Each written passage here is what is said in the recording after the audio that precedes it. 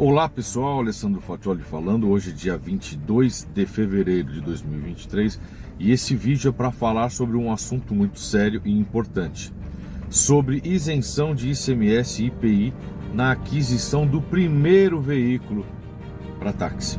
Bom, primeiro que já existe um projeto de lei desde o ano passado, o autor é o ex-senador Fernando Collor e nós da Frenatax estamos trabalhando na tramitação desse projeto que trata exatamente disso, da isenção de IPI na primeira aquisição de veículo pro taxista. E também o taxista que infelizmente vier a falecer, os herdeiros não terão mais que devolver o valor do IPI para o governo federal. Mas esse projeto ele está em tramitação no Congresso Nacional e por enquanto ele ainda não foi aprovado e não foi sancionado. Então nós não temos como politicamente ainda dar o direito à isenção de IPI para todos os taxistas do Brasil na primeira aquisição. Para conseguir isso, somente, por enquanto, somente por medidas judiciais.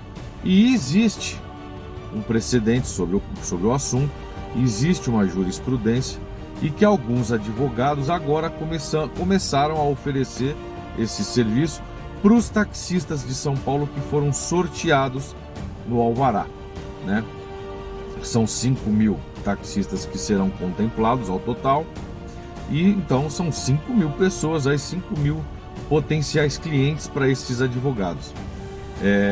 Alguns já começaram a fazer a divulgação disso e tem muita gente me procurando, perguntando, Fatioli, isso procede, não procede, é verdade?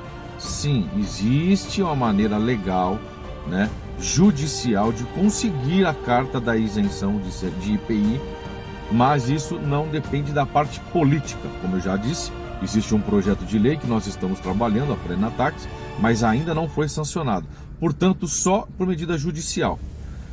O ICMS, a isenção de ICMS, já existe um consenso e um entendimento no CONFAZ que sim, o taxista tem direito à isenção do ICMS na compra do primeiro veículo. Portanto, é só o IPI que precisa buscar na justiça. Se o advogado conseguir a liminar para conseguir a carta de isenção do IPI, a carta de isenção do ICMS sai em consequência. E o taxista compra o primeiro carro com as isenções, sim.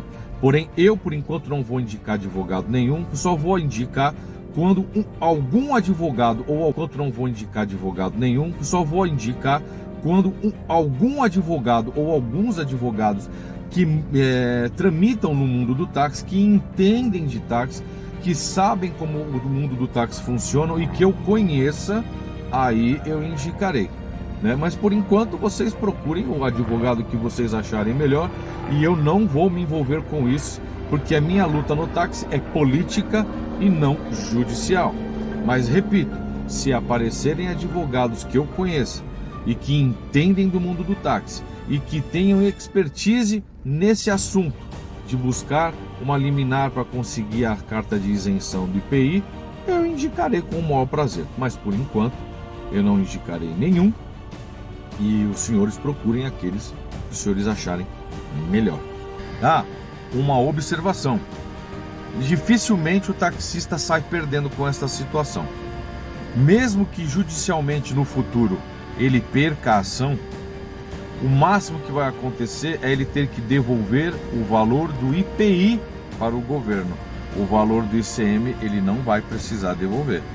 Então o taxista sempre sai ganhando nessa situação. Ele vai pagar os honorários dos advogados, que eu não sei o valor que será, cada advogado vai cobrar um valor, e ele vai economizar o dinheiro do IPI e do ICMS.